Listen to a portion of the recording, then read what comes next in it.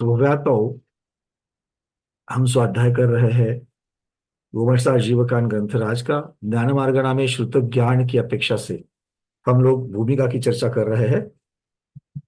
आज शुरुआत ग्रंथारिराज षटखंडागम में शुद्ध ज्ञान के बारे में क्या वर्णन आया है, इसके बारे में एक बार जानते हैं।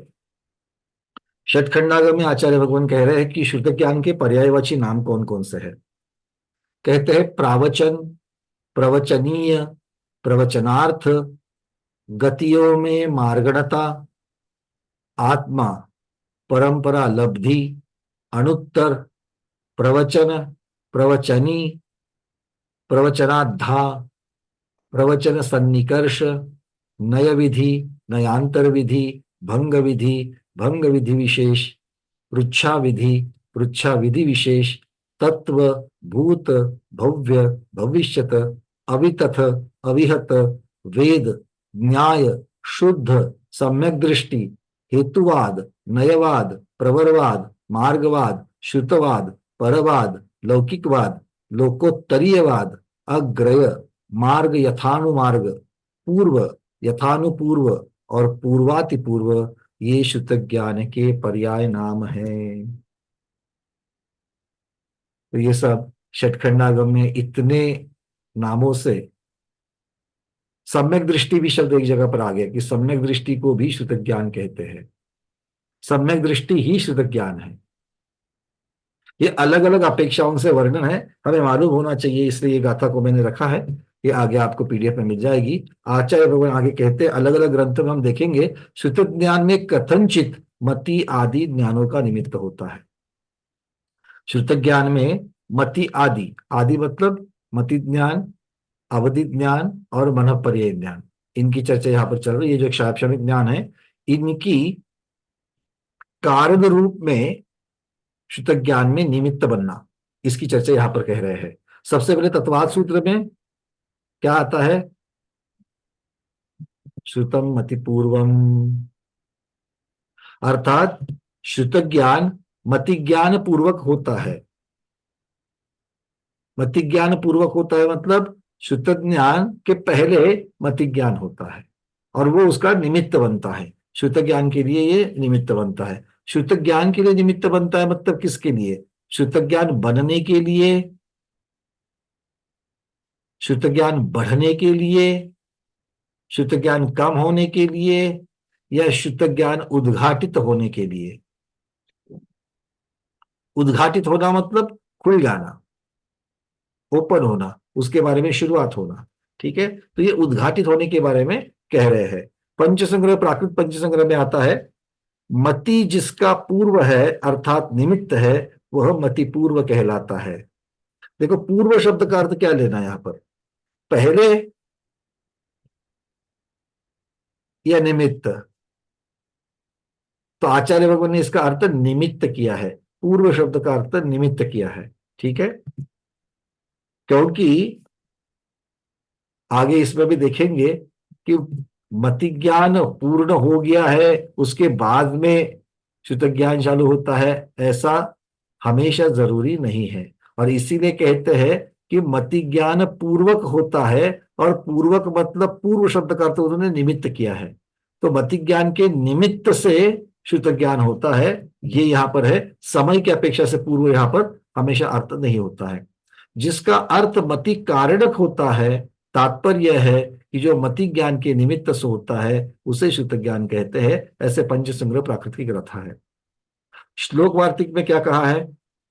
प्रश्न पूछा गया श्लोक वार्तिक में, अवधि ज्ञान और मनःपर्यय ज्ञान इन दोनों से प्रत्यक्ष करके, प्रत्यक्ष करके मतलब प्रत्यक्ष देख करके, प्रत्यक्ष जान करके उस पदार्थ का शुद्ध ज्ञान के द्वारा विचार हो जाता है।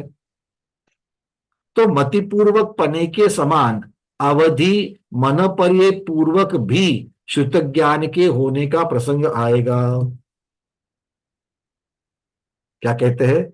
अवधि दर्शन से तो आपने जान लिया, देख लिया, अवधि ज्ञान से जान भी लिया। क्या जान लिया? रूपी पदार्थ को जान लिया। यहां पर बैठे अवधि ज्ञान लगा दिया और कमरे में विद्यानंद महाराज बैठे हैं, उनके दर्शन कर लिए, रूपी है, दर्शन कर लिया।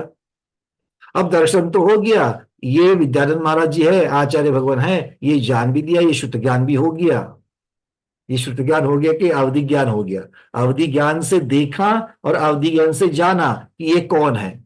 जैसे मति ज्ञान में जानते हैं, अभी अभी आचार्य भगवान की यहाँ पर जब विंडो खुली, सबको दर्शन जब हुए, तब आप लोगों ने नमोस्तु कहा। तो नमोस्तु कैसे कहा, पहले तो नहीं कहा था, अब क्यों कहा? क्योंकि आपको आंखों के सामने आपको दर्शन हो गए, इसीलिए आपने कहा। तो वो जैसे आंखों के सामने दर्शन हो गया, मतलब किसका ज्ञान है? वो तो मति ज्ञान हो गया। पर मति ज्ञान से आपने क्या देखा? अवग्रह में कोई तो है, खिड़की बदल गई। उसके बाद जानने की इच्छा, अभी इतना फास्ट होता है कि आपने पकड़ में नहीं आता। हमें सीधा सीधा अवाय जो है वही समझ में आता है, क्योंकि निर्णय अब तक तो चित्र पंकज भैया का दिख रहा था, अब आचार्य श्री का दिख रहा है। और फिर उसमें आप अपनी जो धारणा है उसमें से निकाल निकाल करके आपने उसमें लगा करके कंफर्म कर दिया, हाँ आचार्य श्री है। और नमस्तु उसके बाद ये इतना फास्ट हो जाता है, बट यही तरीके से होता है। और उसके बाद आपके मुख से निकला नमोस्तु नमोस्तु नमोस्तु। यहां तक की बातें जैसे मति ज्ञान के द्वारा आपने जान लिया, और फिर वहां पर शुद्ध ज्ञान आ गया। क्या शुद्ध ज्ञान आ गया? आपको जो मुद्रा दिख रही है वो निग्रंथ आचार्य भगवान की मुद्रा है। नाम और आचार्य श्री है, इतना तो मति ज्ञान ने बता दिया, किंतु उसके साथ में जो निग्रंथ मुद्रा दिख रही है उसके बारे में भी अपने दिमाग में कहीं ना कहीं तो हलचल हो ही रही है, उसके बारे में भी तो चिंतन आ ही रहा है। तो वो जो चिंतन है, या फिर हो सकता है कि पहले केशलोच नहीं था, अब केशलोच आज हो गया है, ये वहां पर आपने देख करके उसके बारे में आपका शुद्ध ज्ञान चालू होता है। तो ये मति ज्ञान के बाद जैसे शुद्ध ज्ञान हुआ, वैसे ही अवधि ज्ञान के बाद में भी होता है। तो मति ज्ञान में आंखों से जाना, अवधि ज्ञान में आंख बंद है तो भी जानेंगे। अवधि ज्ञान से जानते कैसे है? जैसे मति ज्ञान से जाना जा रहा है, दिखने के लिए समझने के लिए वही बात है, सिर्फ यहां पर इस इंद्रिय के द्वारा जान रहे हैं, वहां पर आंखें बंद है या फिर पीछे खड़े हैं, दूसरे गांव में बैठे हुए हैं, दूर में बैठे हुए हैं, साक्षात मेरे इंद्रियों से नहीं ग्रहण कर रहे हैं, फिर भी उनको मैं अवधि ज्ञान लगाने के बाद में अवधि दर्शन से देख पा रहा हूं। और जैसे हमारे आंखों के सामने चित्रपट चलता है, वैसे हम उनको साक्षात देखना शुरू कर लेते हैं, ऐसा अवधि ज्ञान में दिखता है। अभी आप आंखें बंद करो 2 मिनट के लिए, सब लोग आंखें बंद करना। आंखें बंद करके गोमतेश भगवान की मूर्ति को सामने लाना। दर्शन हो रहे बढ़िया से, गोमतेश भगवान की बेलें चढ़ी हुई है, बहुत बढ़िया, नमोस्तु कर लो। आप महाद्वार में खड़े हो और वहां पर बेलें चढ़ी हुई, बहुत सुंदर भगवान की प्रतिमा दिख रही है। और अब उसके पीछे पायाड़ को देखो, जो मंच बना होता है, उसको देख करके देखना कि कितने सारे लोग भगवान का अभिषेक कर रहे हैं। देखो जल की धारा दिख रही है, दूध की धारा दिख रही है, दिख रही कि नहीं दूध की धारा? अब केसर की धारा देखो, पूरे भगवान पीले पीले हो गए, कितनी सुंदर धारा दिख रही है। जय हो गोमटेश भगवान की जय। अब आंखें खोलो। आपने दर्शन किए कि नहीं किए? क्या आपको अवधि ज्ञान है? मति ज्ञान होने के लिए वो पदार्थ आपके इंद्रिय के योग्य क्षेत्र में होना चाहिए। तो गोमतेश भगवान की प्रतिभा आपके आंखों के जानने के योग्य क्षेत्र में है क्या? बात समझ में आ गई? जैसे मैं जितना जहां तक का मैं सीधे सीधे देख सकता हूं, उतना वो योग्य क्षेत्र हो गया। उतने योग्य क्षेत्र में गोमतेश भगवान की प्रतिभा है क्या? नहीं है। फिर भी आपने देखा, तो क्या अवधि ज्ञान प्रकट तो नहीं हुआ? अवधि दर्शन से तो नहीं देखा आपने? नहीं। अभी जो हमने प्रकट हो गया वो मति ज्ञान ही था। क्यों? अवधि ज्ञान है ही नहीं हमारे पास। हमारे पास अवधि ज्ञान है ही नहीं है। हमने मन के द्वारा जो चीज पहले देखी हुई है उसका स्मरण आ गया, वो स्मृति मति ज्ञान से जान लिया। स्मृति मति ज्ञान से हमने जान लिया। क्लियर है? ऐसे ही जब अवधि ज्ञान लगाते हो, अवधि ज्ञान, अब यहां पर क्या है, यहां पर आपको पूरा का पूरा प्रकाश दिखे या ना दिखे, भगवान की मूर्ति दिख रही तो दिख रही है। अब इसके अलावा अगर आपके मनोचक्षु के सामने, आंखें तो मेरी बंद है, और आपको सामने आंखें खुली हो या आंखें बंद हो और अवधि दर्शन हो रहा है। अवधि ज्ञान से पहले अवधि दर्शन होता है। यहां पर जैसे मति ज्ञान के पहले अचक्षु दर्शन हुआ, अचक्षु दर्शन के द्वारा आप वहां पर भगवान का अभिषेक देख रहे थे, और पीली है तो पीली आप वहां पर देख पा रहे थे। ये कहां से हुआ? ये अचक्षु दर्शन के द्वारा, मति ज्ञान के द्वारा आपने देखा, क्योंकि मन के साथ में अचक्षु दर्शन होता है। अब इसके साथ में ऐसे ही जब अवधि ज्ञान लगाओगे, तो अवधि ज्ञान लगाने वाले को पहले अवधि दर्शन से सब चित्र दिखता है। क्या दिखेगा उसको? बिल्कुल वो जैसे महाद्वार में खड़ा है इतना व्यवस्थित स्पष्ट दिखेगा। अभी उतनी स्पष्टता आपके पास थी क्या? आपको सिर्फ और सिर्फ भगवान की प्रतिभा, और वो भी आप जब कॉन्सेंट्रेट कर रहे तब, जब पीली तब पीली, उतना ही दिख पा रहा है। यहां पर जैसे, और साक्षात में आप खड़े होते तो क्या दिखता? भगवान भी दिखते, आजू बाजू में लोग हैं, नीचे कलश रखे हुए हैं, महाराज जी बैठे हुए हैं, कितनी सारी चीजें वहां पर एक साथ दिखती है। भले हम सबके ऊपर कंसंट्रेशन नहीं कर पाते हैं, किंतु बहुत सारी चीजें दिखती है। किंतु हम जब मन चक्षु से देख रहे हैं तो सब चीजें नहीं देख पाते हैं। जिसके ऊपर आप कॉन्सेंट्रेट कर रहे हो वही बात दिखती है। हाँ या ना? अगर मान लो मन चक्षु से स्वर्णभद्र कूट के ऊपर विराजमान भगवान के चरण अगर आपको देखने हैं, तो आपको उतने चरण ही दिखते हैं। और चरण की तरफ देखते हो तो आपको आजू बाजू में कोई प्रदक्षिण लगा रहा है, वहां कोई बैठ करके उसकी तरफ अपना ध्यान नहीं जा रहा। क्यों? क्योंकि हमने पूरा चिंतन उसके ऊपर कॉन्सेंट्रेट कर दिया है। पर अवधि ज्ञान में ऐसा नहीं होता, क्योंकि अवधि ज्ञान के पहले जो अवधि दर्शन हो रहा है, वो जैसे आप वहां पर साक्षात खड़े हो उस प्रकार से वो सारा दर्शन देता है। अब वो किसके द्वारा हो रहा है? वो मन के द्वारा नहीं हो रहा है, एजम्पशंस नहीं हो रही है। स्मृति ज्ञानावरण, स्मृति स्मृति ज्ञान से जब आप देख रहे हो, मति ज्ञान से जो जो आपने पहले देखा है वही आप अभी देख सकते हो। अगर मान लो वहां पर उस समय में, अगर मान लो वहां पर उस समय में, कहां पर? जब आपने पिछली बार गोमतेश्वर गए थे, तब अगर आचार्य भगवान विद्यानंद महाराज वहां पर विराजमान नहीं थे, तो अभी आपको मनोचक्षु से देखते वक्त आपको आचार्य महाराज नहीं दिखेंगे, क्योंकि आपने उनको देखा नहीं है, वहां पर थे नहीं थे। पर अगर अवधि ज्ञान में क्या फर्क है? अगर अभी साक्षात महाराज जी विहार करके गोमतेश्वर में विराजमान है और भगवान के सामने ध्यान लगाकर बैठे हुए हैं, और अभी आप यहां से अवधि ज्ञान लगावे, तो आपको पहले वाली स्मृति नहीं आ रही है। आपको वहां पर अभी जो साक्षात घटनाएं घट रही है वो आपको दिखेगा। भगवान के साथ में आचार्य भगवान के ध्यान मुद्रा के भी दर्शन हो जाएंगे। ये बात फर्क समझ में आ रहा है? तो ये ज्ञान में आने से पहले अवधि दर्शन में दिखता है। जैसे चलचित्रपट सीरियल आप देख रहे हो सामने टीवी के ऊपर, बिल्कुल आंखों के सामने वो दृश्य आ जाएगा, 3 डायमेंशन में आ जाएगा। और फिर वो देख करके उसके ऊपर जो चिंतन हो रहा है, वो चिंतन शुद्ध ज्ञान के द्वारा ही तो होता है। शंकाकार कह रहा है अभी तक निर्णय नहीं हुआ है कि ऐसा होता है कि नहीं होता है। शंकाकार ने क्या प्रश्न पूछा है उसको समझाने के लिए इतना सारा खेल रचाया, समझे कि नहीं समझे? हाँ, तो प्रश्नकर्ता क्या पूछ रहे हैं फिर से सुनो। अवधि और ऐसे ही मनपर्य ज्ञान, अवधि और मनपर्य ज्ञान से प्रत्यक्ष करके जो जाना है उस पदार्थ का शुद्ध ज्ञान के द्वारा विचार हो जाता है। तो मति पूर्वक पने के समान अवधि मन पर्य पूर्वक भी शुद्ध ज्ञान के होने का प्रसंग आवेगा। आचार्य भगवान कहते हैं नहीं,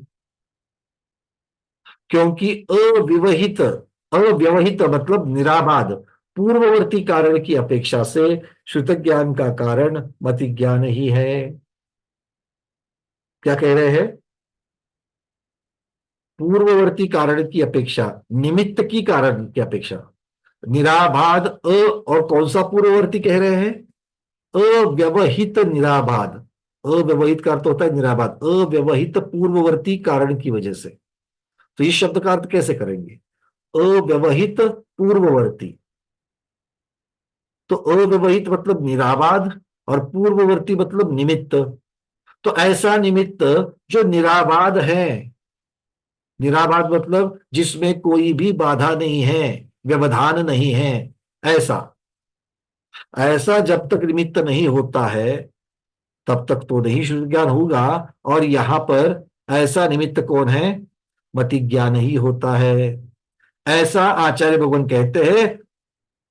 आगे इमीडिएटली कहते हैं, हाँ, परंपरा से तो उन अवधि और मन पर्याय को कारण मानकर श्रुत ज्ञान की प्रवृत्ति होना अनिष्ट भी नहीं है।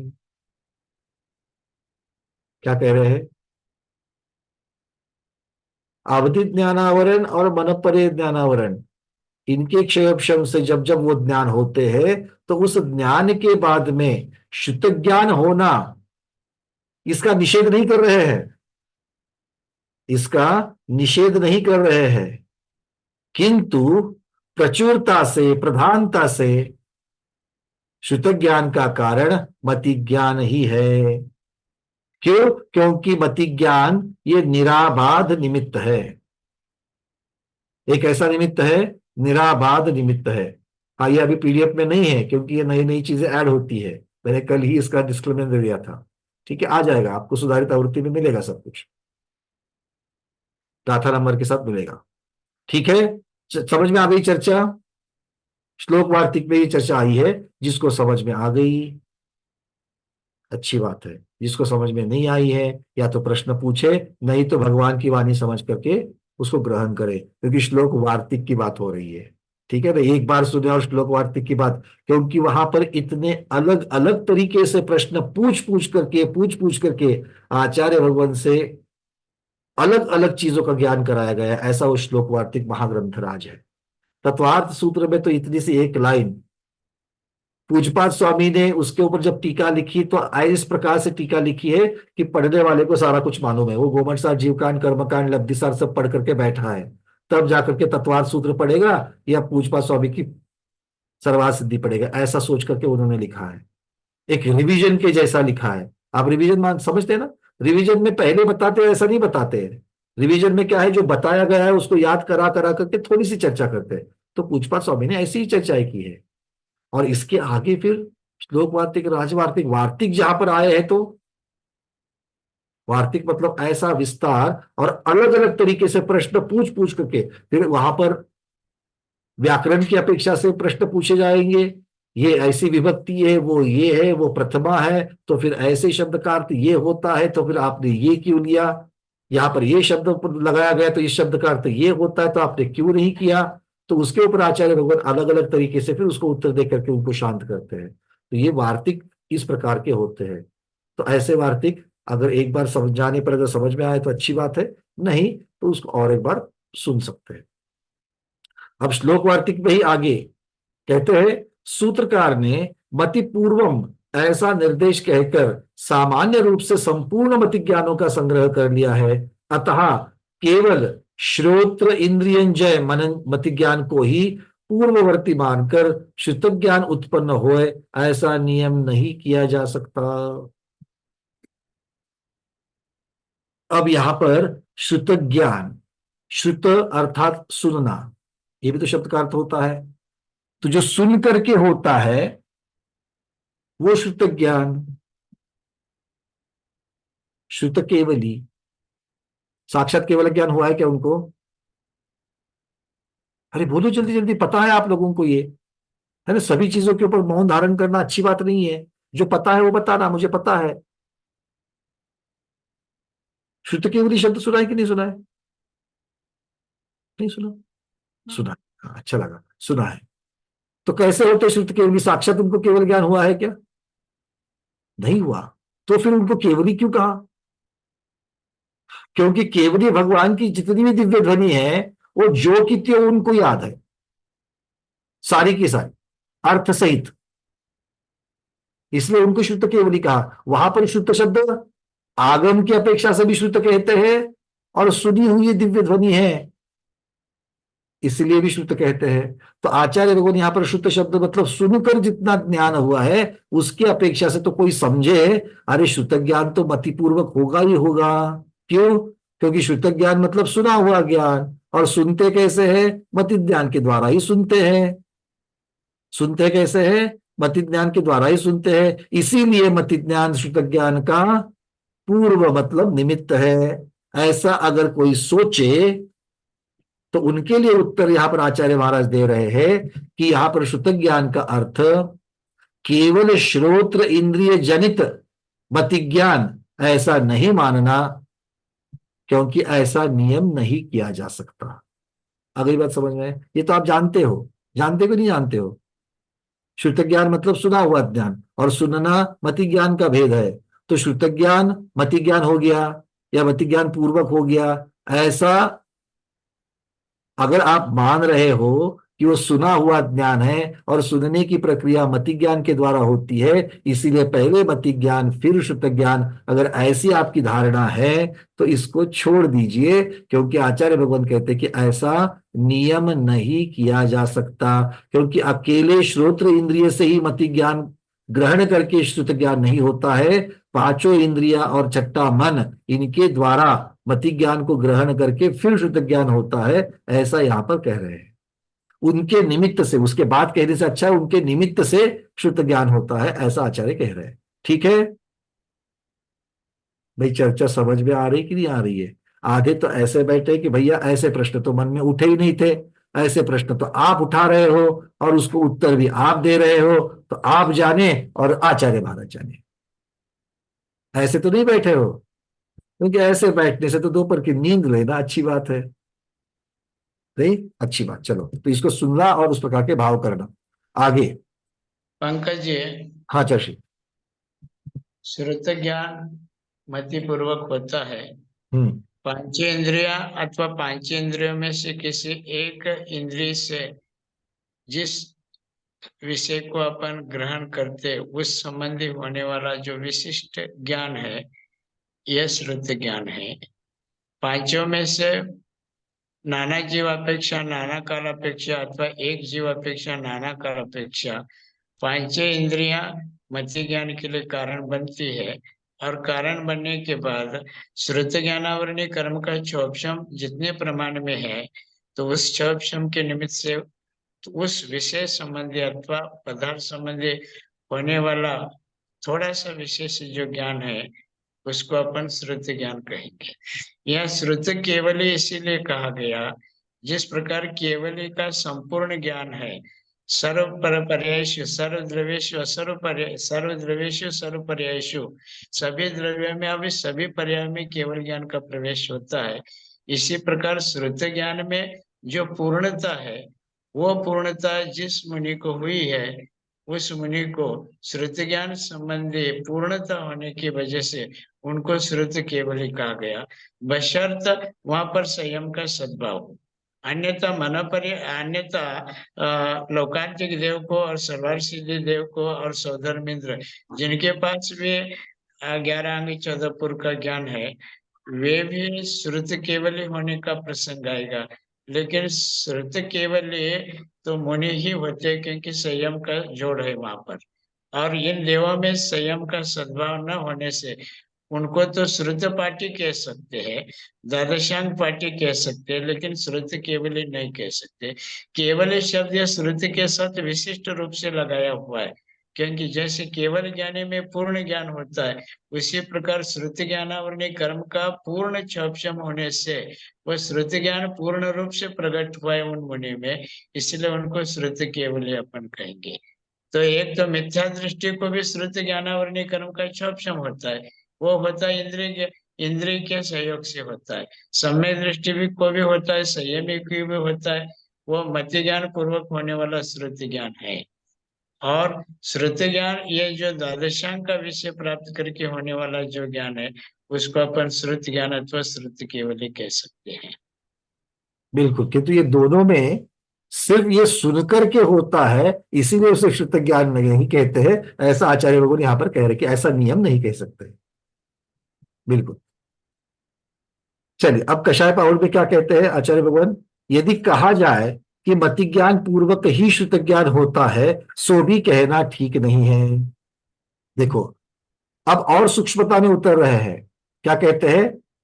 मति ज्ञान पूर्वक ही शुद्ध ज्ञान हो, ही लगा दिया बीच में, ऐसा भी नियम नहीं कर सकते। क्यों? आगे कहते हैं क्योंकि श्रुत ज्ञान से भी श्रुत ज्ञान की उत्पत्ति देखी जाती है। इसके बारे में चर्चा 2 दिन पहले हमारे आचार्य भगवान ने भी स्वयं करी थी कि एक बार एक विषय आपने सोचने में ले लिया और उससे दूसरे विषय के ऊपर आप चले जाते हो तो श्रुत ज्ञान से श्रुत ज्ञान की चर्चा चल रही है, जैसे घट से फ्रिज की चर्चा चल रही थी, जैसे एक रेगिस्तान से लेकर के दूसरे संबंधित, वहां पर ठीक है रेगिस्तान में कैक्टस आता है तो कैक्टस की चर्चा शुरू हो गई। तो एक श्रुत ज्ञान से दूसरे श्रुत ज्ञान की भी उत्पत्ति होती हुई देखी जा सकती है। इसलिए श्रुत ज्ञान मति ज्ञान पूर्वक ही, मति ज्ञान निमित्त से ही होता है ऐसा एकांत नहीं है। प्रधानता से प्रचुरता से ये वर्णन है कि मति ज्ञान निमित्त से ही श्रुत ज्ञान होता है, क्योंकि आगे की जितनी भी सारी चर्चाएं थी कि और किस किस से निमित्त से ये हो सकता है, अवधि ज्ञान मन पर्य ज्ञान के निमित्त से भी हो सकता है और श्रुत ज्ञान के निमित्त से भी हो सकता है। तो ये जो श्रुत ज्ञान है ये विशेष श्रुत ज्ञान है। एक चीज को देख करके दूसरे अलग अलग विषयों में चले जाना, ये जो विशेष श्रुत ज्ञान है तो श्रुत ज्ञान किंतु विशेष श्रुत ज्ञान है। तो विशेष श्रुत ज्ञान सभी प्रकार के जीवों को होवे ये जरूरी नहीं है, असंगी जीवों को ये नहीं होता है। तो असंगी जीवों में एकेंद्रिय से पंचेंद्रिय तक असंगी जितने भी हैं उन असंगियों में साधारण श्रुत ज्ञान है जो मति ज्ञान पूर्वक होता है, और ये जीव ज्यादा संख्या में भी है तो प्रचुरता से प्रधानता से ये वर्णन है कि सामान्य मति ज्ञान पूर्वक या सामान्य मति ज्ञान के निमित्त से सामान्य श्रुत ज्ञान होता है, जिसको कल हमने अर्थलिंगज कहा था। शब्दलिंगज की चर्चा वहां पर नहीं थी। अनक्षरात्मक ज्ञान जो है उसकी चर्चा, क्योंकि वो भी तो शुद्ध ज्ञान है तो उसकी चर्चा। तो बात समझ में आ रही है क्या? ज्यादातर अनंतानंत जीव एक केंद्रीय की अपेक्षा से, वनस्पति कायिक की अपेक्षा से जो कहे जाते हैं उनमें भी मति ज्ञान श्रुत ज्ञान है, और इनका श्रुत ज्ञान साधारण श्रुत ज्ञान है, अर्थलिंग श्रुत ज्ञान है, और इनका मति ज्ञान भी सामान्य मति ज्ञान है। तो सामान्य मति ज्ञान पूर्वक उसके निमित्त से उनका अर्थलिंगज श्रुत ज्ञान होता है। इस अपेक्षा से प्रधानता से वर्णन आ गया कि मति ज्ञान पूर्वक श्रुत ज्ञान होता है, किंतु ये नियम नहीं है, ये एकांत नहीं है। क्यों? क्योंकि अक्षर ज्ञान होने वालों में, सौद्मी जीवों में, जहां पर अवधि ज्ञान और मनपर्य ज्ञान होता है तथा विशेष श्रुत ज्ञान होता है जो अक्षरात्मक या शब्दजन्य, ऐसा लौकिक अलौकिक दोनों प्रकार का माना गया है, ऐसा विशेष श्रुत ज्ञान पूर्वक भी होता है, अवधि ज्ञान पूर्वक भी हो सकता है और मनपर्य ज्ञान पूर्वक भी हो सकता है। इसीलिए मति ज्ञान पूर्वक ही श्रुत ज्ञान होवे ये निमित्त नहीं है, किंतु प्रधान वर्णन है। आ गई बात समझ में मीनाक्षी दीदी? बरसों तक की धारणाएं बदल रही है क्या? और ये जो बदल रही है यही हमारा क्षयक्षम का, श्रुत ज्ञानावरण कर्म का क्षयक्षम है कि विशुद्धि बढ़ रही है। हम इसको भगवान की वाणी की अपेक्षा से इसको ग्रहण कर रहे हैं और अपने ज्ञान में इजाफा हो रहा है। तो ये होते वक्त देखिए, अपने श्रुत ज्ञानावरण कर्म का क्षयक्षम होते हुए वैसे अनुभव नहीं कर सकते कर्णानुयोग की अपेक्षा, पर थोड़ा बहुत तो हम लोग फीलिंग ले सकते हैं कि हमारा ज्ञान बढ़ रहा है, नई नई धारणाएं उत्पन्न हो रही है। और नई नई धारणाएं यहाँ पर कषाय पाहुर जैसे महाग्रंथ राज का जब आधार देकर के बताई जा रही है, जो साक्षात भगवान की वाणी है, तो पक्का अपने कर्म का क्षयक्षम हो रहा है और अपने श्रुत ज्ञान में, सम्यक ज्ञान में इजाफा हो रहा है। ऐसा लग रहा है कि नहीं लग रहा है? अगर लग रहा हो तो उस आनंद को भी अनुभव करो, क्योंकि उसका आनंद मानना ये भी धर्म ध्यान है। श्रुत ज्ञान की प्राप्ति हो रही है, मतलब किसकी हो रही है? रत्नत्रय में से एक रत्न की प्राप्ति हो रही है, हाँ या ना? सम्यक दर्शन, सम्यक ज्ञान, सम्यक चरित्र, ये तीन रत्न है रत्नत्रय के, उसमें से एक रत्न की प्राप्ति हो रही है, उसमें इजाफा हो रहा है।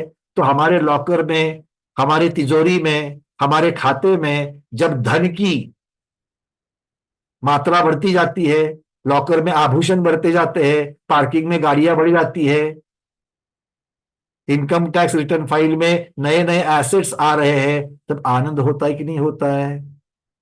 होता है, झूठ नहीं बोलना। आनंद होता है कि नहीं होता है? होता है। पूरा 24 घंटे में ज्यादातर समय उसी के लिए दिया जा रहा है।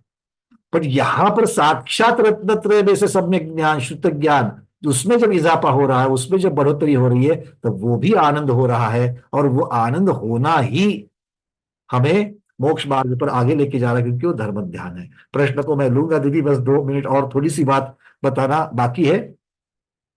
एक पेज और बाकी है, 3 में से 2 पेज हो गए, एक पेज। अब मति ज्ञान और शुद्ध ज्ञान में जो अंतर है उसकी चर्चा कर रहे हैं। अब तक मति ज्ञान और शुद्ध ज्ञान में जो संबंध है उन संबंधों की चर्चा करी।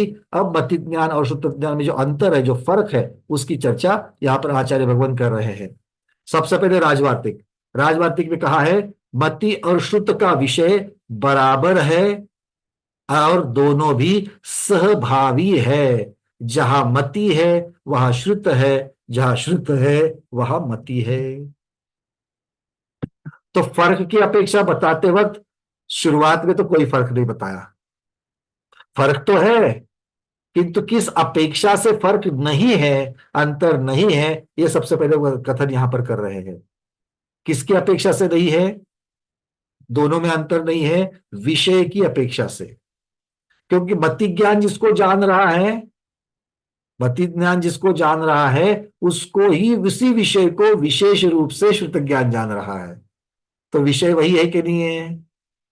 ऐसा नियम नहीं है, ऐसा एकांत नहीं है कि उतना ही जानेगा, इससे ज्यादा भी जानेगा। बट मूल रूप से श्रुत ज्ञान क्या जान रहा है? मति ज्ञान पूर्वक हो रहा है तो उसी विषय को जान रहा है। हाँ या ना?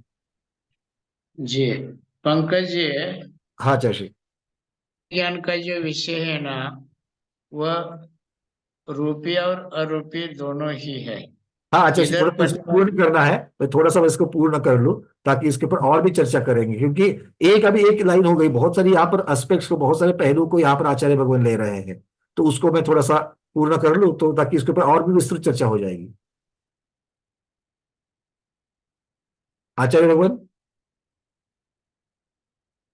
बोलिए पंकज जी, बोलिए। हाँ, चलिए।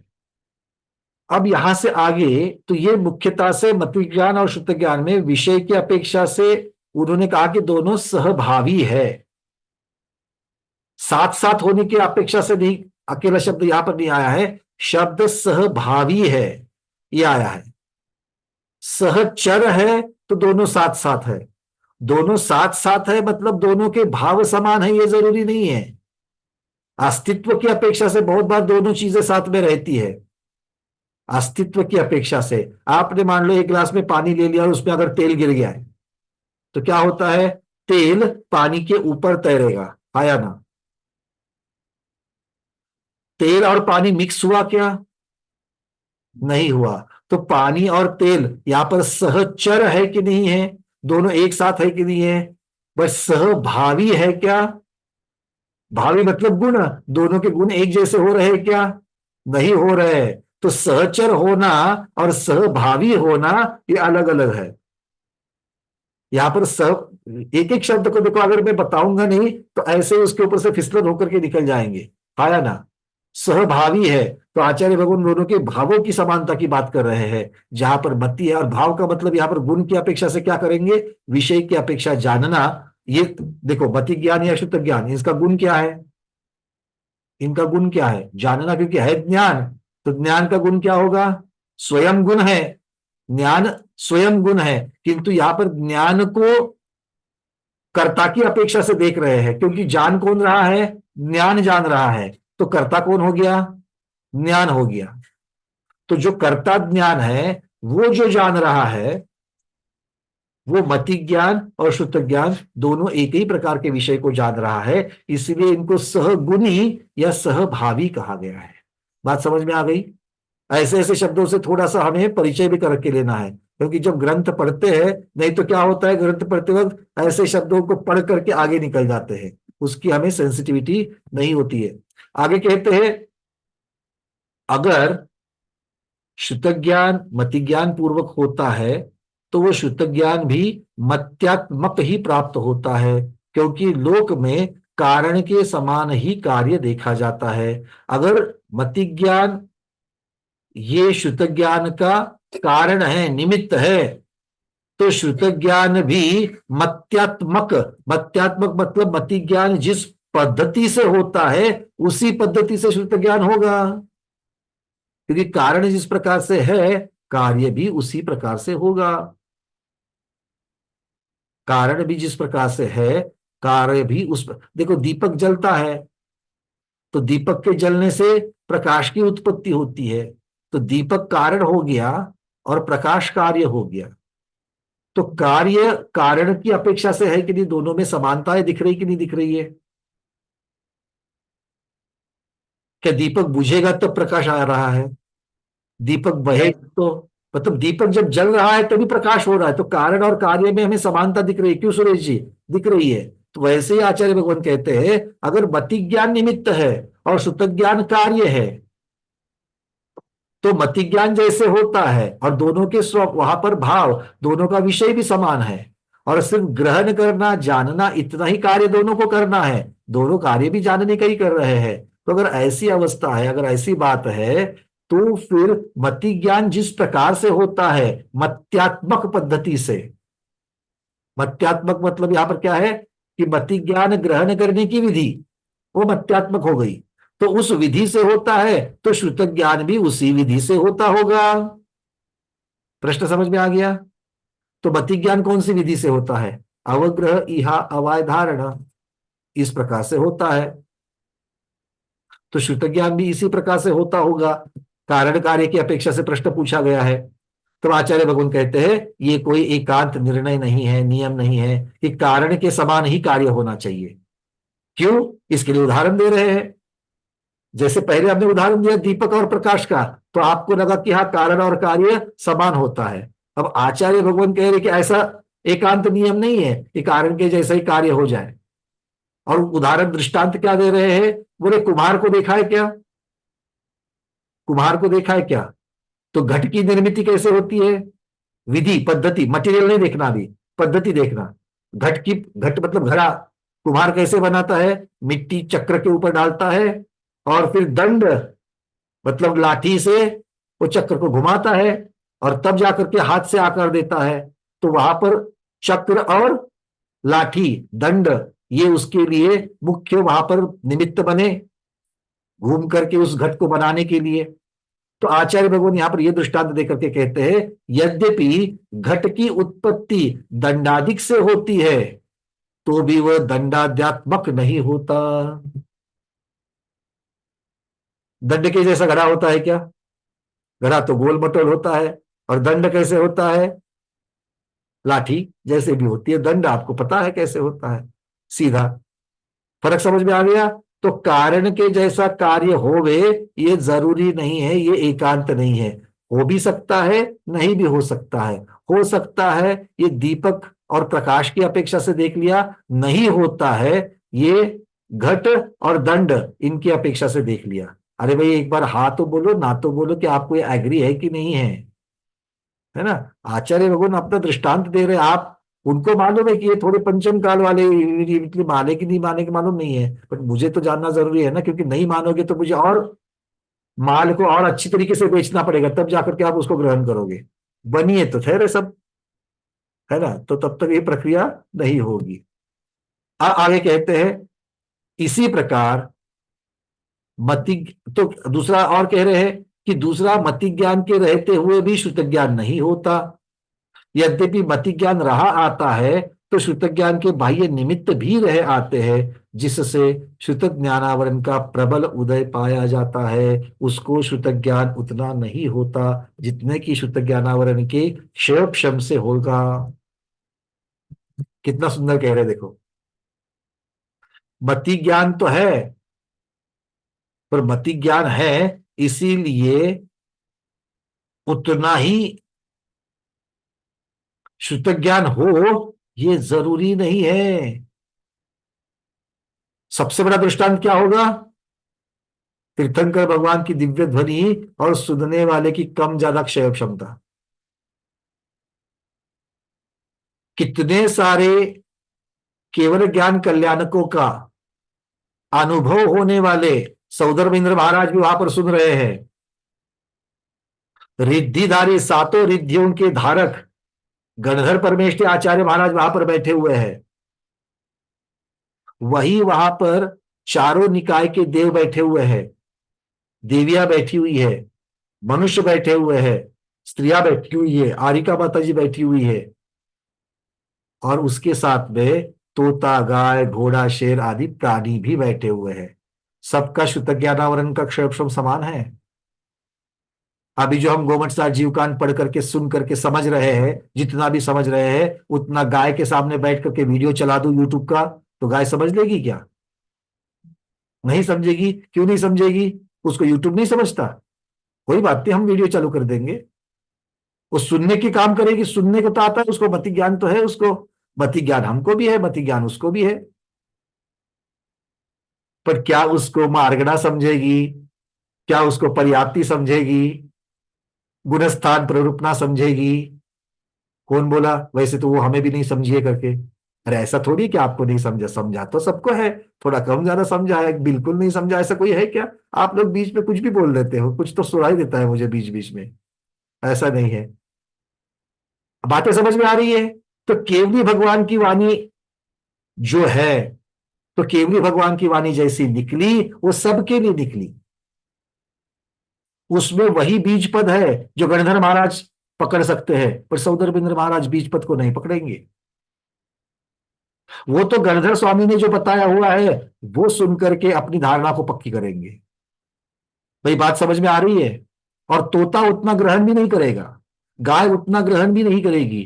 तो इसका अर्थ क्या है? सुनी तो सबने है, दिव्य ध्वनि सुनी तो 12 सभा में बैठे हुए सभी ने सुनी है, हाँ या ना? तो मति ज्ञान सबको हुआ कि नहीं हुआ?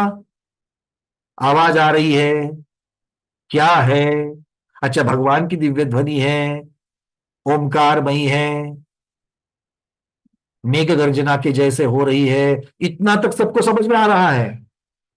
और शब्द अपनी अपनी भाषा में मागध जाति के देव सबके कानों तक पहुंचा भी रहे हैं। तो अपनी भाषा में मुझे शब्द समझ में भी आ गया। अपनी भाषा अगर मान लो हिंदी है और शब्द है अव्यवहित, कितनों की समझ में आ गया? अभी अभी थोड़ी देर पहले मैंने अर्थ बताया करके मत, अब वो जिसको याद है उसको वापस आएगा, ठीक है।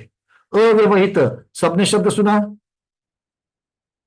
अव्यवहित आपकी भाषा का शब्द है, हिंदी भाषा का। अर्थ लगा क्या? लीला दीदी, अर्थ लगा नहीं लगा? बात समझ में आ रही है? मतलब मति ज्ञानावरण कर्म से, उसके क्षयक्षम से शब्द सुनाई दिया, अपनी भाषा में सुनाई दिया, पर श्रुत ज्ञानावरण कर्म का क्षयक्षम इतना नहीं है कि उसको समझ पाऊं।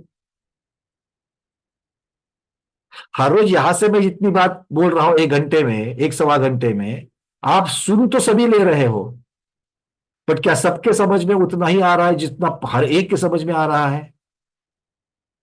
बोलो। नहीं। और उसका कारण क्या है? श्रुत ज्ञानावरण कर्म का क्षयक्षम, मतलब मति ज्ञान होते हुए भी श्रुत ज्ञान पूरा का पूरा होवे, ये नियम नहीं हो सकता। क्यों? क्योंकि उसके लिए और भी अन्य कारण है। कौन से अन्य कारण? श्रुत ज्ञानावरण कर्म का क्षयक्षम, ये उसके लिए प्रबल कारण है, ये आचार्य भगवान कह रहे हैं। बात समझ में आ रही है? मूल से तो भटक नहीं रहे हो। प्रश्न क्या था? कारण की अपेक्षा से कार्य देखा जाता है, जैसे कारण होता है वैसे कार्य होता है। इस सुक्ति की अपेक्षा से अगर श्रुत ज्ञान मति ज्ञान के निमित्त से होता है, तो मति ज्ञान की पद्धति जैसी है वैसे ही श्रुत ज्ञान की पद्धति होनी चाहिए। और आप उसको साथ साथ में है, विषय भी बराबर है, सहभावी है, जहां मति है वहां श्रुत है, ये सब कुछ आपने बोल के रख दिया, तो उसके ऊपर यदि आप प्रश्न पूछ रहे हैं, कारण के समान कार्य, तो आचार्य भगवान ने सबसे पहले तो दृष्टांत दे दिया कि ये एकांत नहीं है कि कारण के समान ही कार्य हो जावे। इसीलिए सिद्ध भी कर दिया कि मति ज्ञान रहते हुए मति ज्ञान जितना है उतना ही श्रुत ज्ञान होगा। और उसके साथ साथ में ये भी कह दिया कि मति ज्ञान तो हो सकता है, पूरा का पूरा हो सकता है, वो तो इंद्रियों की अपेक्षा से होगा, किंतु श्रुत ज्ञान श्रुत ज्ञानावरण कर्म के क्षयक्षम की अपेक्षा से उसका भी वो अलग अलग कारण है। तो वो कारण होने की वजह से उसमें समानता होवे ही ये जरूरी नहीं है। इसीलिए मति ज्ञान को श्रुत ज्ञान की उत्पत्ति में निमित्त मात्र जानना चाहिए। अंडरलाइन कर लेना, राजवार्तिक की बात है ये। राजवार्तिक में आचार्य भगवान कह रहे हैं, क्या कहा? मति ज्ञान श्रुत ज्ञान की उत्पत्ति में निमित्त मात्र है। मति ज्ञान से जितना जाना है उतना का उतना सभी विषय शुद्ध ज्ञान से जाने, ये जरूरी नहीं है। जान भी सकते हैं, नहीं भी जान सकते। अंतर दिखाई दिया मति ज्ञान और शुद्ध ज्ञान का। चलिए अब दूसरी बात,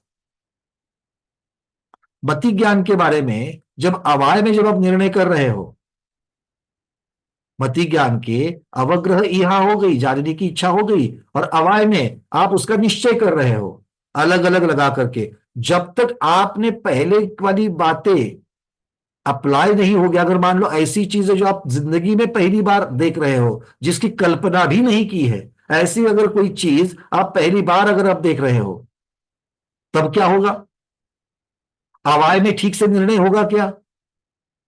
फिर हम क्या करेंगे वहां पर अपनी बुद्धि के अनुसार, मतलब अपने श्रुत ज्ञान की अपेक्षा से उस चीज का अर्थ लगाकर अपनी धारणा में रखेंगे, अरे ये ऐसा ऐसा होता है।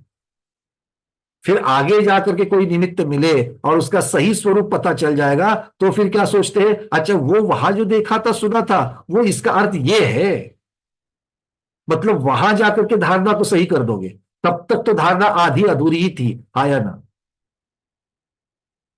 तो इस अपेक्षा से मति ज्ञान और शुद्ध ज्ञान दोनों के विषय समान होते हुए भी, दोनों सहभागी होते हुए भी, दोनों का जानना ही कार्य होते हुए भी, दोनों में फर्क होगा, दोनों में अंतर होगा, ये आचार्य भगवान यहां पर कह रहे हैं।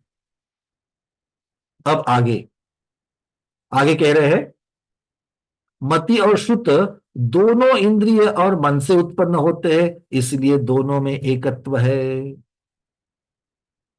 क्योंकि मति ज्ञान शुद्ध ज्ञान का निमित्त, और मति ज्ञान इंद्रिय और मन से हो रहा है, तो शुद्ध ज्ञान भी वैसे ही होता है, तो दोनों में एकत्व है। अर्थात एकत्व है का अर्थ समझ में आ गया क्या? एकत्व है मतलब एक ही ज्ञान है और आप उसको दो नाम दे रहे हो। क्या बोल रहे हैं? एकत्व, एकत्व किसे कहते हैं? जब दोनों में कोई भी फर्क नहीं है, दो चीजें एक ही है, तब एकत्व।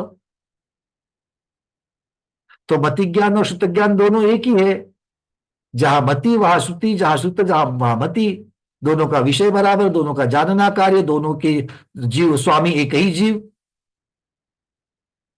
दोनों भी आत्मा के ही गुण, तो दोनों चीजें एक ही है। आप अलग अलग करके क्यों बेच रहे हो उसको? बेच रहे हो मतलब कथन कर रहे हो। तो ये बात समझ में आ गई? ऐसा आजकल होता है कि नहीं होता है? सब्जी मंडी में जाओ, एक ही प्रकार की धनिया है, धनिया पत्ते वाली, समझते कि नहीं? हाँ, तो उसके लिए भी आप हाँ नहीं बोलते ना, तो पूछना पड़ता है कि धनिया समझते कि नहीं समझते हो सकता है दूसरा कोई मार्केट में जाता हो, आपने देखी ही नहीं हो धनिया।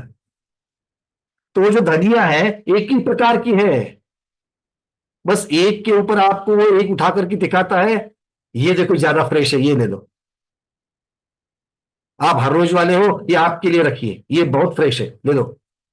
है तो एक जैसी ही, किंतु उसमें अलगता दिखा रहे हो, ऐसा पूछ रहे हैं आचार्य महाराज को। ये है चीज एक ही, दोनों में एकत्व है, और आप उसको अलग अलग नाम क्यों दे रहे हो, मति ज्ञान और शुद्ध ज्ञान?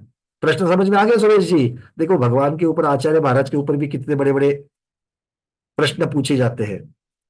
उत्तर दे रहे हैं आचार्य भगवान, एक कारणता असिद्ध है, मतलब मति ज्ञान और शुद्ध ज्ञान में एकत्व असिद्ध है, सिद्ध नहीं किया गया है, या सिद्ध नहीं होता है। अब वो बता रहे हैं, वक्ता की जीभ शब्द के उच्चारण में कारण होती है, ना कि ज्ञान में। कितना सुंदर दृष्टांत दिया है, देखो, बिल्कुल सबके मुंह बंद हो जाएंगे ऐसा दृष्टांत। क्या कह रहे हैं? शब्द की निर्मिति कहां से हो रही है? वचन की निर्मिति जब तक रसना इंद्रिय नहीं होता तब तक वचन की इंद्रिय है क्या? दो इंद्रिय से चालू हो गया वचन, रसना इंद्रिय के साथ में। तो रसना इंद्रिय क्या है? जीवा। जिसकी जीवा कट गई है वो बोल पाता है क्या? नहीं बोल पाता। मतलब सीधा सीधा शब्द का संबंध हो गया। तो आचार्य महाराज यहां पर बोल रहे हैं कि जिसके वक्ता, जो वक्ता बोल रहा है, उसके जीभ शब्द के उच्चारण में कारण होती है क्या? उसके ज्ञान में कारण होती है। शब्द के अंदर जो ज्ञान भरा हुआ है, उस ज्ञान के लिए वो कारण है क्या? नहीं है। इसीलिए मति और श्रुत, इसी दृष्टांत के जैसा ही मति और श्रुत दोनों के एकत्व जो है वो असिद्ध है। क्यों? मति ज्ञान सिर्फ और सिर्फ श्रुत ज्ञान की उत्पत्ति में कारण है। श्रुत ज्ञान का जो जानने का जो ताकत है, जो ज्ञान है, ये अलग प्रकार का ज्ञान है, वो मति ज्ञान नहीं है। मति ज्ञान सिर्फ ग्रहण करता है और क्या है इतना बता रहा है। उसके बारे में जो विशेष है वो सारा का सारा शुद्ध ज्ञान ही बता सकता है, वो मति ज्ञान नहीं बता सकता है। इसीलिए मति ज्ञान शुद्ध ज्ञान की उत्पत्ति में सिर्फ और सिर्फ सहायक निमित्त है, इतना कह रहे हैं। वो भी पूरा का पूरा एक ही निमित्त है ऐसा नहीं है, क्योंकि निमित्त और कौन है? शुद्ध ज्ञान आवरण कर्म का क्षयक्षम, उसके देशघाती स्पर्धकों का उदय, ये करणारी योग की अपेक्षा से उसका हम लोग क्या मानेंगे? कारण मानेंगे। यहां पर उत्पत्ति में निमित्त सहायक है। आगे कहते हैं श्रोता का ज्ञान भी शब्द प्रत्यक्ष रूप मति ज्ञान में निमित्त होता है, ना कि अर्थ ज्ञान में। अतः श्रुत में मनोनिमित्तता असिद्ध है।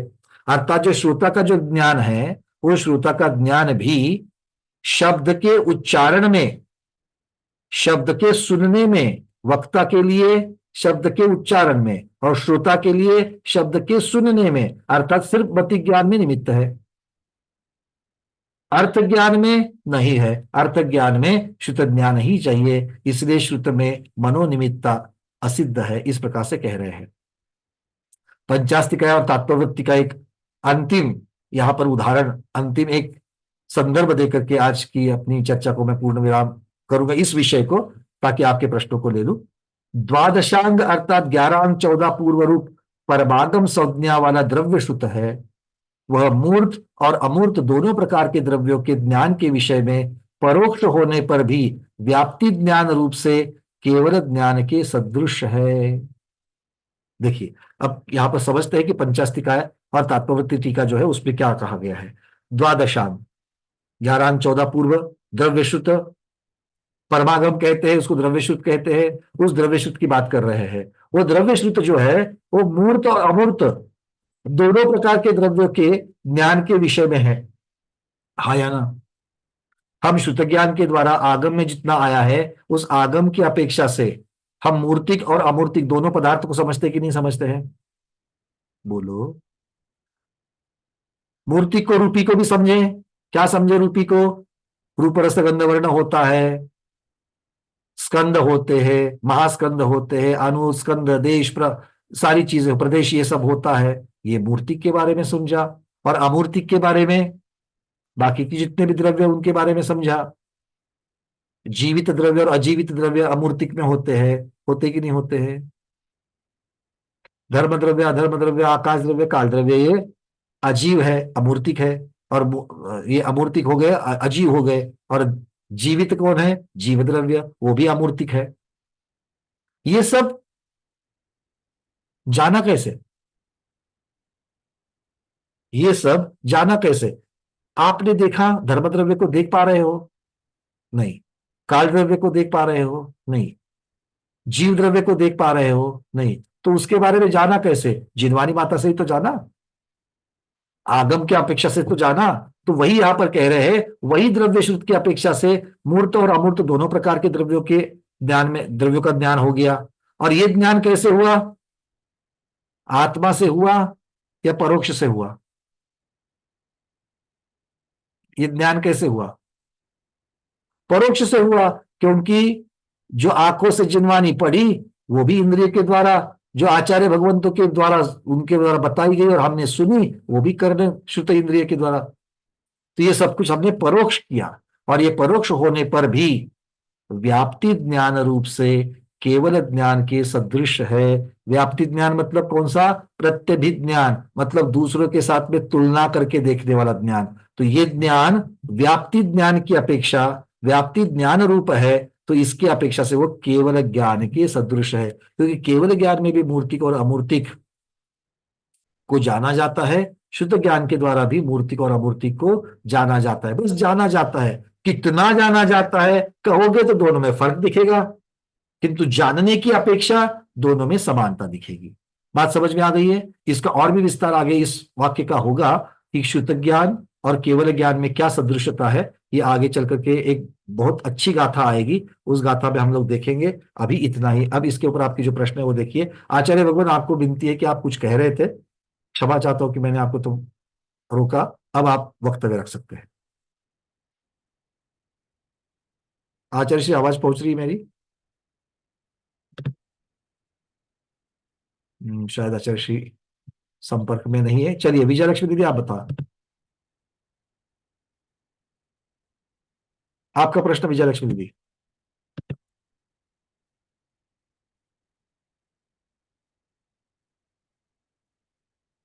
अनम्यूट कीजिए। और किसी का प्रश्न इसके ऊपर?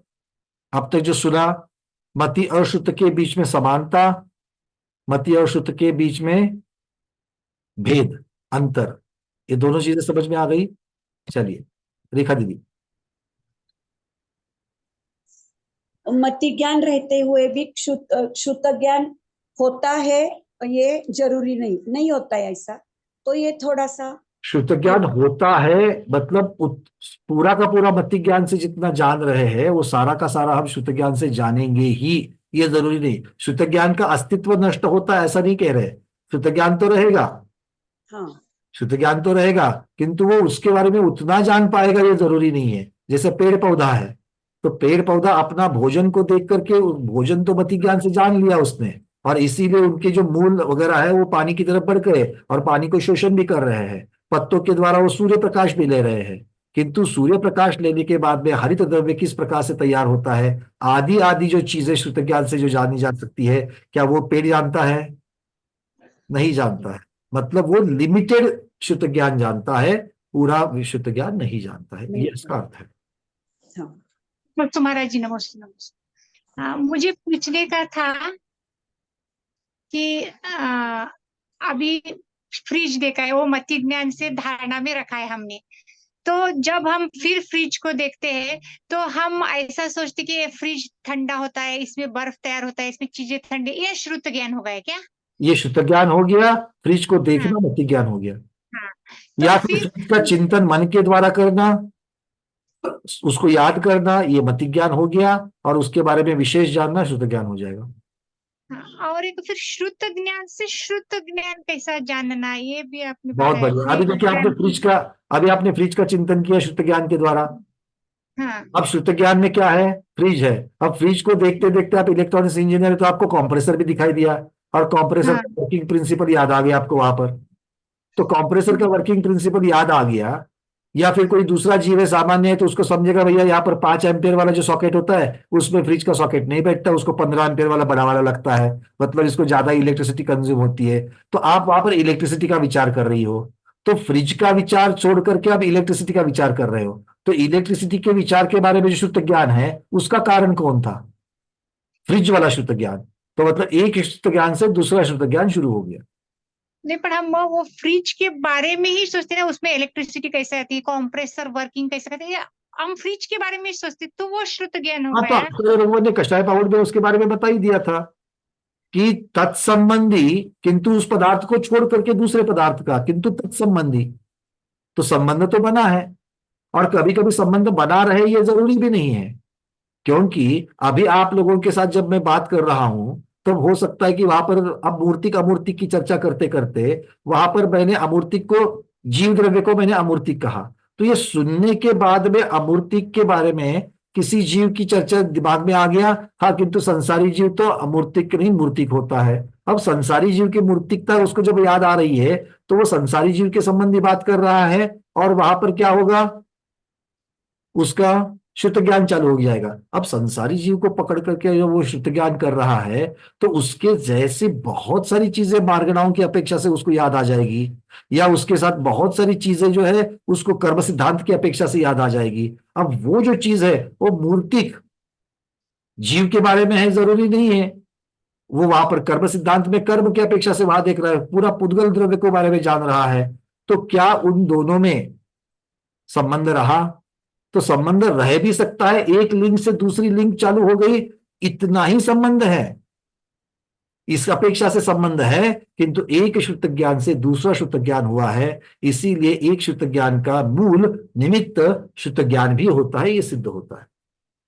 हाँ, मैं समझ में, जब भी मतलब मति ज्ञान में जो धारणा रही थी वो देखकर बाद में, उसके बाद में हम जो उसके बारे में सोचते हैं वो श्रुत ज्ञान से श्रुत ज्ञान में, ऐसा बिल्कुल समझना है। बिल्कुल बिल्कुल। धारणा जो है वो धारणा बड़ी कॉमन है, धारणा मति ज्ञान में भी हो सकती है, हाँ, धारणा से शुद्ध ज्ञान की तो और भी जा सकते हैं,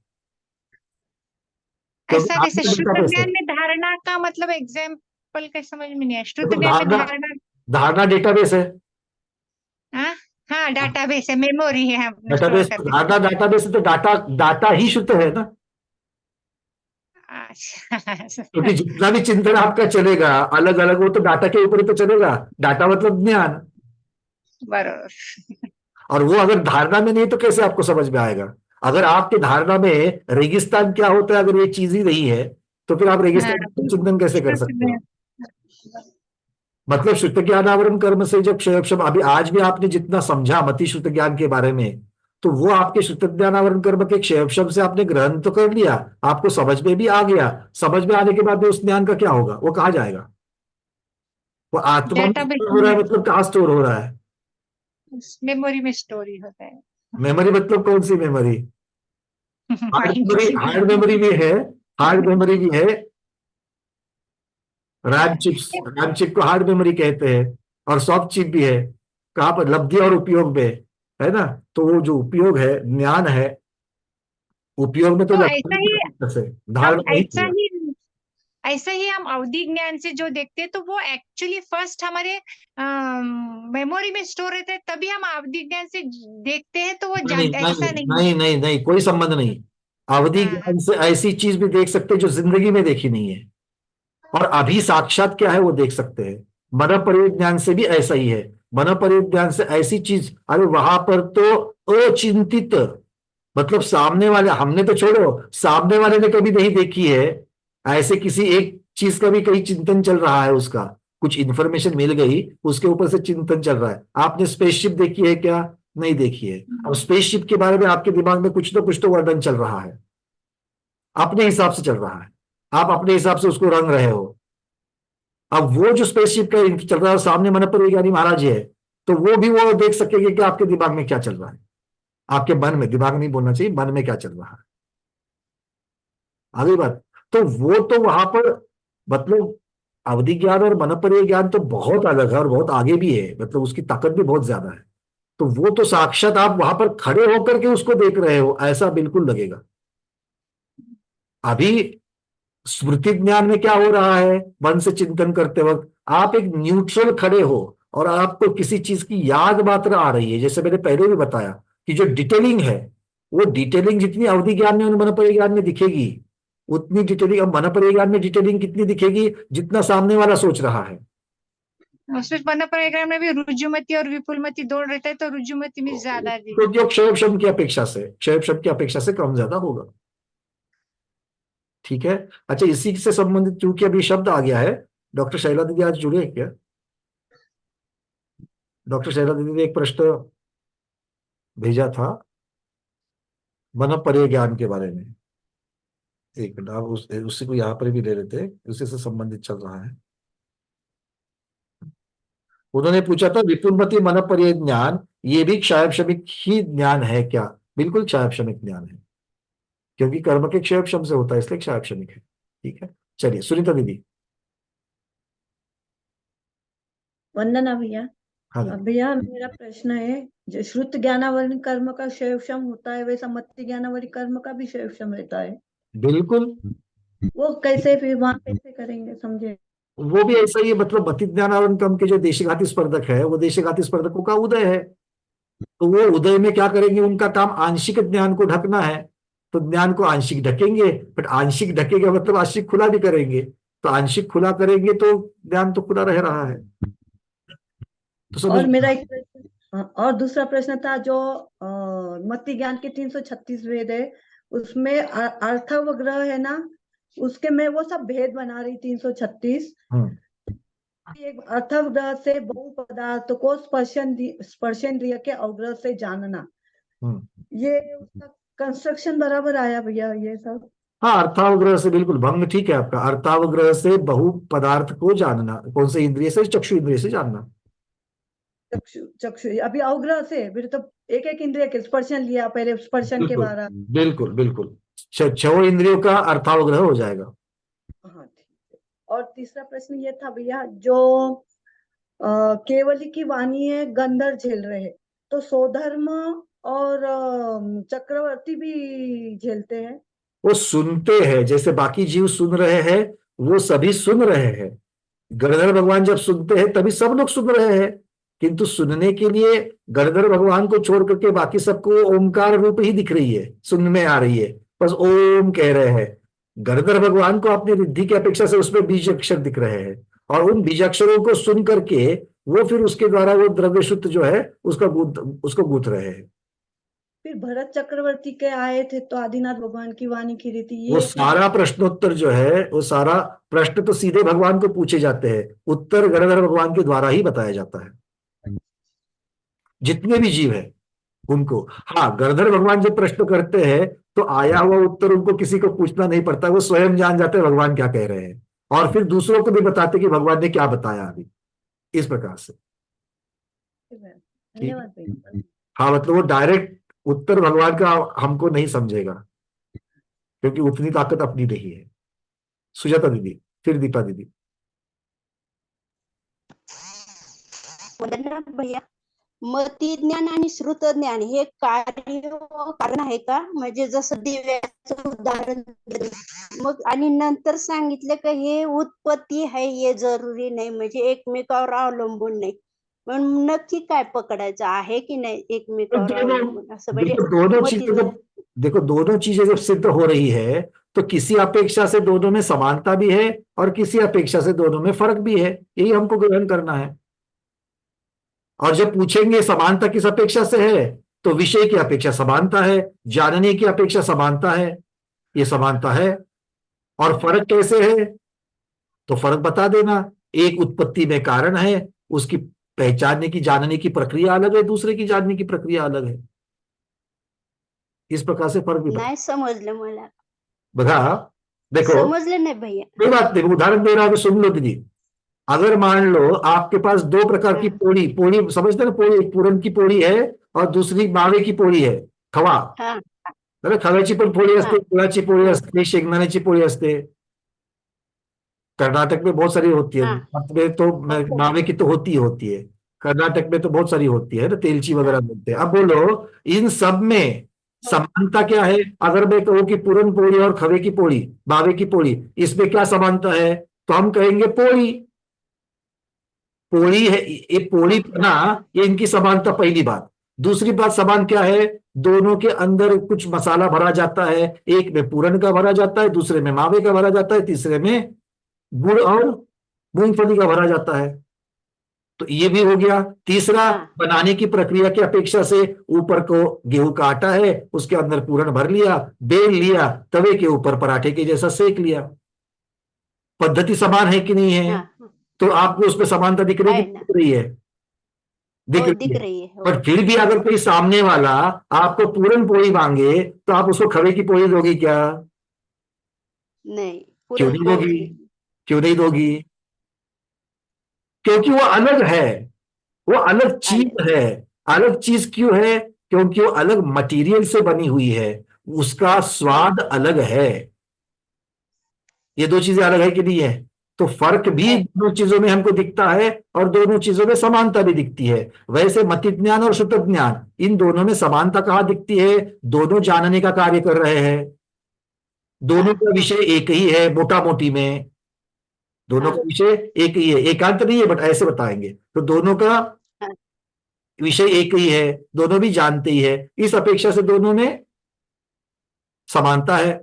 किंतु जानने की पद्धति अलग अलग है।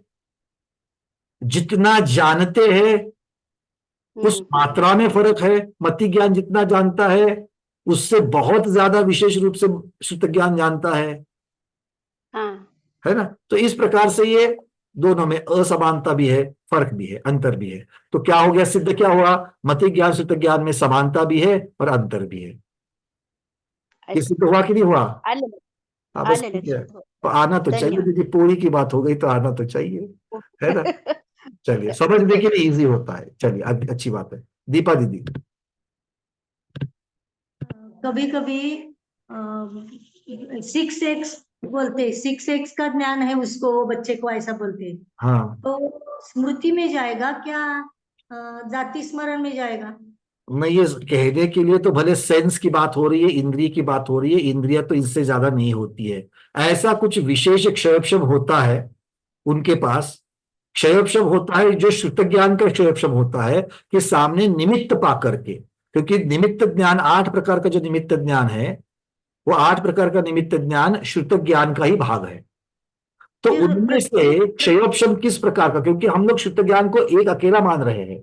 शुद्ध ज्ञान अकेला नहीं है, शुद्ध ज्ञान के बहुत सारे भेद हो जाते हैं, और उन भेदों में से अलग अलग प्रकार के जो भेद है, तो उनमें से कौन से कर्म का, उस शुद्ध ज्ञान को ढकने वाले कौन से कर्म का हमारा क्षयोपशम हो गया, या उस जीव का क्षयोपशम हो गया, उसकी अपेक्षा से जो चीज वहां पर नहीं होने वाली थी, या सामने से नहीं दिख रही है, या कुछ देर बाद घटित होने वाली थी, वो उसका अनुभव पहले से कर लेता है।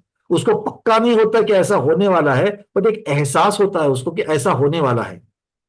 जैसे शांतसागर महाराज की अपेक्षा से बहुत उदाहरण आते हैं कि भाई महाराज जी वहां पर विहार करके पहुंच गए, रात्रि हो गई, शाम का समय हो गया, इसलिए एक नदी के बाजू में उन्होंने वहां पर ठहरने की व्यवस्था करने के लिए बताया श्रावकों को, और वो व्यवस्था बनी रही थी कि 10-15 मिनट के अंतर ही महाराज जी आ गए, और उन्होंने बोला कि नहीं, यहाँ नहीं रुकना है, चलो आगे, और कमंडल उठाया और निकले। लोग निकले कि नहीं, अब महाराज जी निकलेंगे तो लोग निकलेंगे निकलेंगे।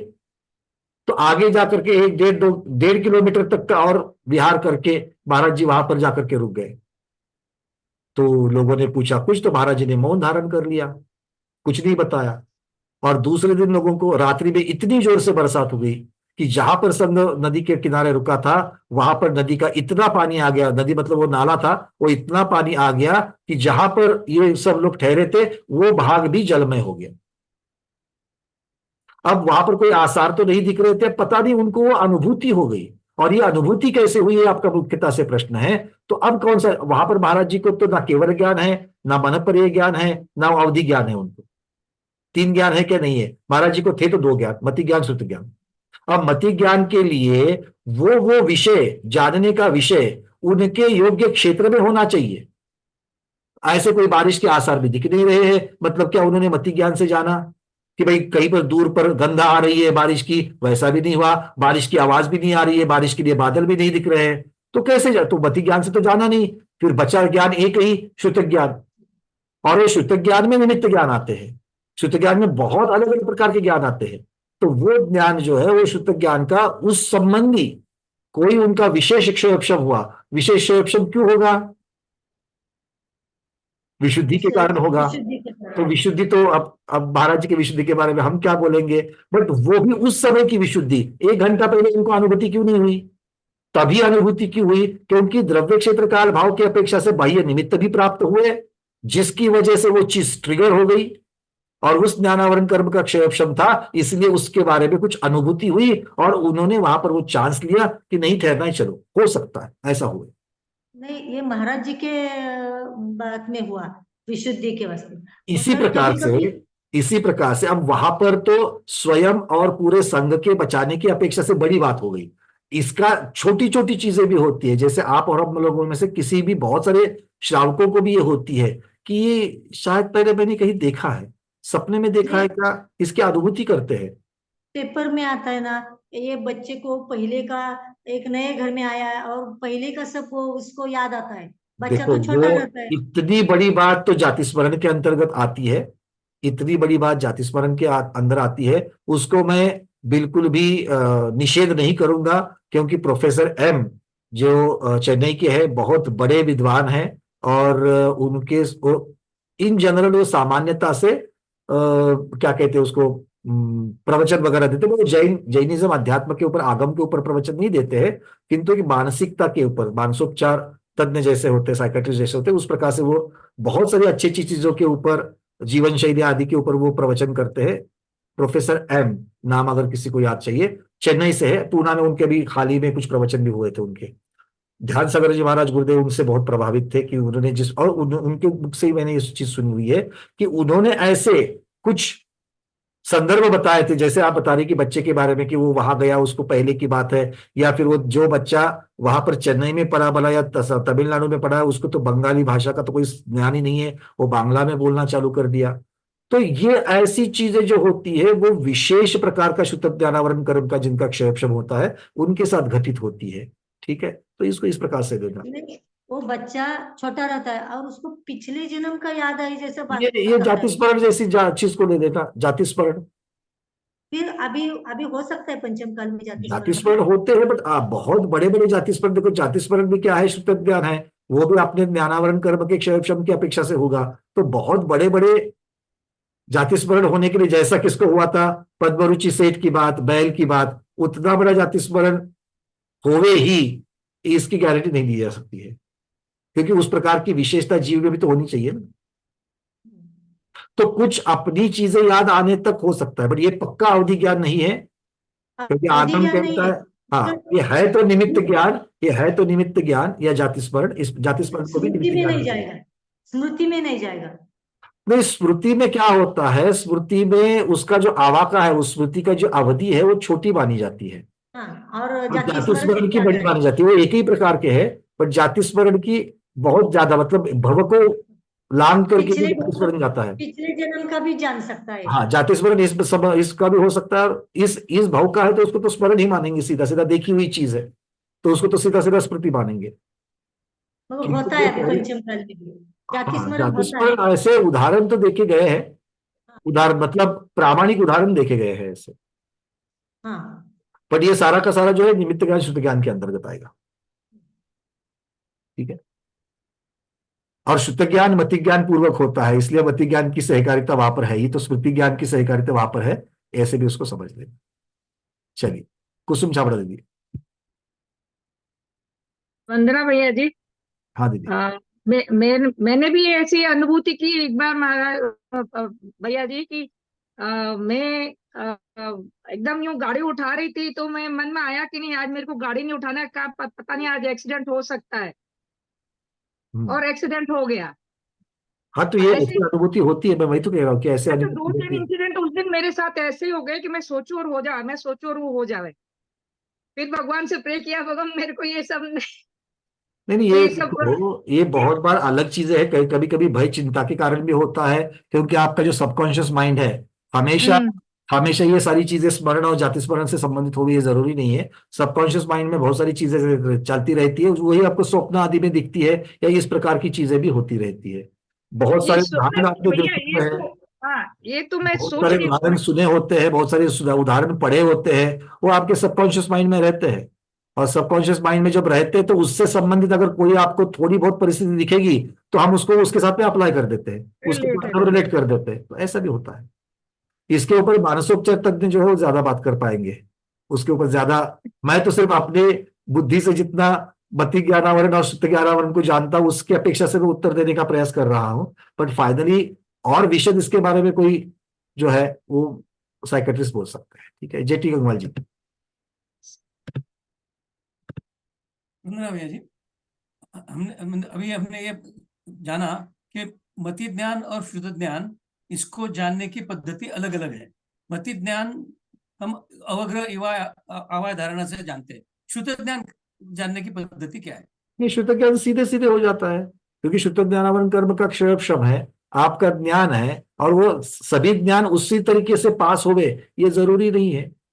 मतलब शुद्ध ज्ञान के लिए इस प्रकार की कोई भी प्रक्रिया उन्होंने नहीं बताई जैसे मति ज्ञान की बताई है। शुद्ध ज्ञान की प्रक्रिया जो है वो मन के साथ भी और मन के बिना भी होती है, दोनों दोनों में शुद्ध ज्ञान की अब यहाँ पर आपको वो लगाना पड़ेगा सारा, कौन सा शब्द जन्य है क्या, अर्थजन्य है क्या, मतलब सिर्फ संकेतों आदि से हो रहा है क्या, क्या शब्दों के साथ भी हो रहा है क्या, तो शब्दों के लिए तो मन वाली जो चीज है उसकी जरूरत है, बहुत सारी चीजें इसके साथ में जुड़ जाएगी, किंतु अलग ऐसी अलग कोई निमित्त 4 चरण वाली प्रक्रिया शुद्ध ज्ञान में नहीं बताई है, अलग अलग पद्धतियां हो सकती है, अलग अलग कारण हो सकते हैं, क्योंकि अब आगे चल करके आपको समझ में आएगा कि शुद्ध ज्ञान जो है वो मुख्यतः से अक्षरात्मक, 20 में से 18 भेद जो है वो अक्षरात्मक के हैं, और अक्षरात्मक शुद्ध ज्ञान जो है तो एक एक अक्षर का ज्ञान कैसे होता है, तो उस अक्षर के ऊपर का जो श्रुत ज्ञान आवरण कर्म है उसका क्षयक्षम जब तक नहीं होता है तब तक हमारा जो अक्षर का ज्ञान है या उसके जो अविभाग प्रतिच्छेद है वो बढ़ते नहीं है। मतलब प्रक्रिया वहां पर दी है किंतु सिर्फ क्षयक्षम की अपेक्षा से दी गई है। तो आज हमने मान लो उदाहरण के लिए 1000 नए शब्दों को हमने आज ग्रहण कर लिए शुद्ध ज्ञान से, तो उन 1000 शब्द हमने पहले उस समझे नहीं थे, आज समझ लिए, तो उनके जो शुद्ध ज्ञान आवरण कर्म का जो क्षयक्षम है उन 1000 शब्दों के ऊपर जितना भी आवरण चढ़ा हुआ था उस आवरण का आज आंशिक उद्घटन हो गया और आंशिक आज खुल गए, इसलिए मैं उसको समझ पाया।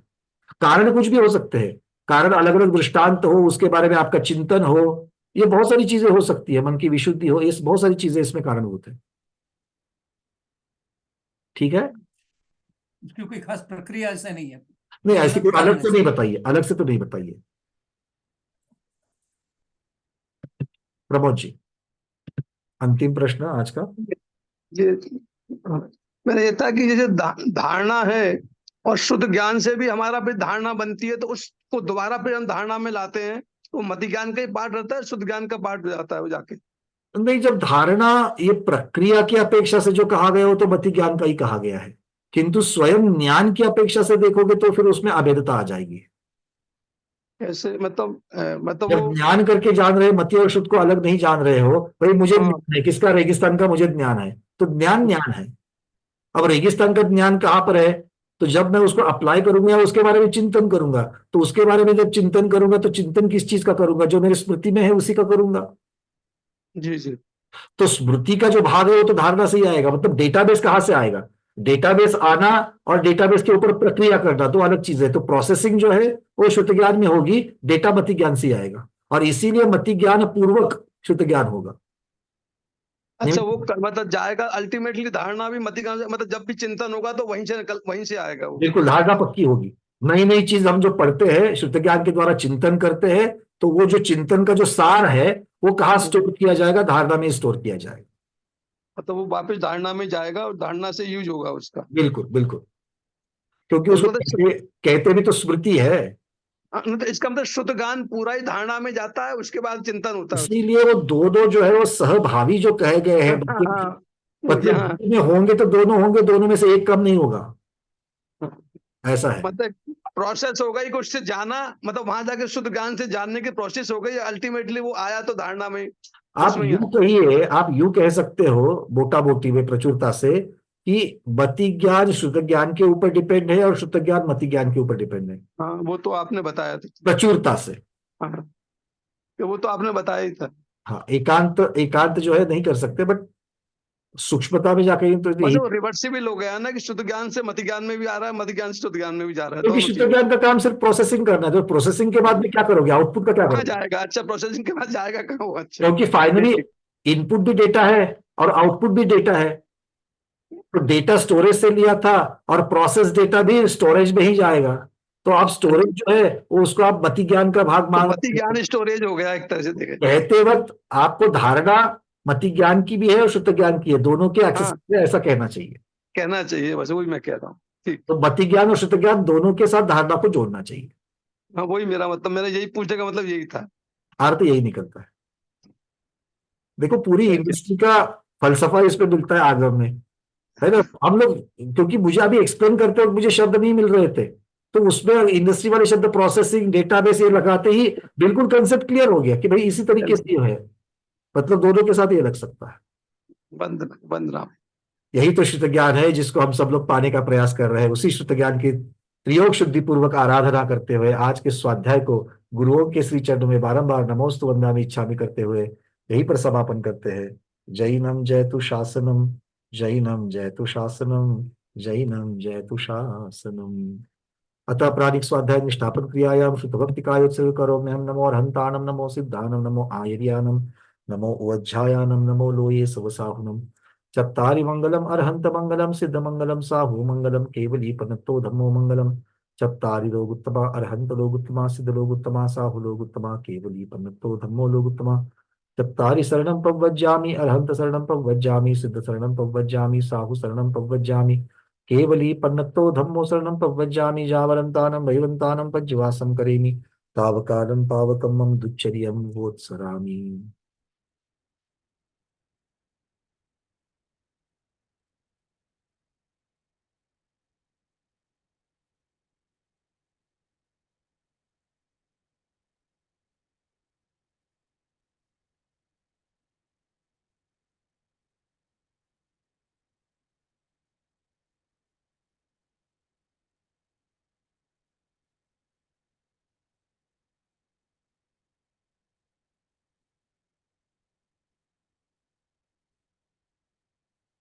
उत्साम्यहं जिन्वरे तिथेरे केवली अनंतजिने नरपवर लोयमय्ये विव्यर्यमले महपन्ने लोय सुज्जोयरे धम्मं तिथं करे जिने वन्दे अर्हन्ते कित्तिसे चौविसं चैव केवलिनो श्रुतमपि जिन्वर्विहितं गणधर रचितं द्वयनेकभेदस्थम् अंगांग भावितमनंत विषयं नमस्यामि इच्छामि भन्ते सुधभक्ति कौस्तभो को तस्सालोचयो अंगोवंग पैनये पाहुड़ये परियम सुत्त पड़मानि ओ गपव गय चुलिया चे वसुत्तथ तुदम कहायमणि चकारम पंचेमी पूजेमी वंदामी नमनसामी दुख को कम को बोहिलाओ सुगई गमनम समाहि मरणम जिन गुण संपत्ति हो उमज्जम।